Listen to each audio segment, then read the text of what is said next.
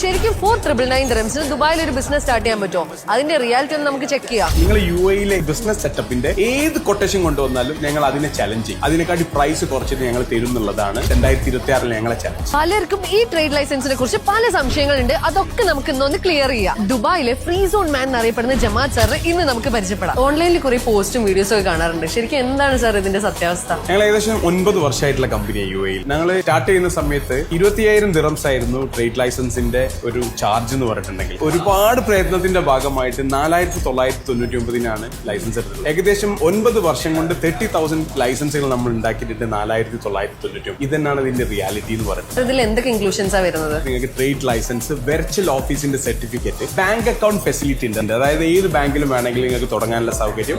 വാറ്റിനും corporate സർവീസസിനും നമ്മൾ support ചെയ്ത് കൊടുക്കും. ബാങ്ക് അക്കൗണ്ടിന്റെ എല്ലാവിധ സപ്പോർട്ടും ചെയ്ത് കൊടുക്കും. പക്ഷെ അതിന് ചെറിയൊരു അഡീഷണൽ ചാർജ്. പലർക്കുള്ള സംശയമാണ് നമ്മുടെ കറന്റ് ജോലി റിസൈൻ ചെയ്യാതെ നമുക്ക് ബിസിനസ് സ്റ്റാർട്ട് ചെയ്യാൻ പറ്റുമോ, അതുപോലെ നാട്ടിൽ നിന്നുകൊണ്ട് നമുക്കൊരു ബിസിനസ് സ്റ്റാർട്ട് ചെയ്യാൻ പറ്റുമോ? അതായത് പണ്ടൊക്കെ ഒരു ലൈസൻസിൽ ഒരാൾക്ക് പേര് ചേർത്തുന്നുണ്ടെങ്കിൽ കറന്റ് എംപ്ലോയറിന്റെ അടുത്ത് നിന്ന് ഒരു NOC ലെറ്റർ വേണം. ഇപ്പൊ അതൊന്നും വേണ്ട.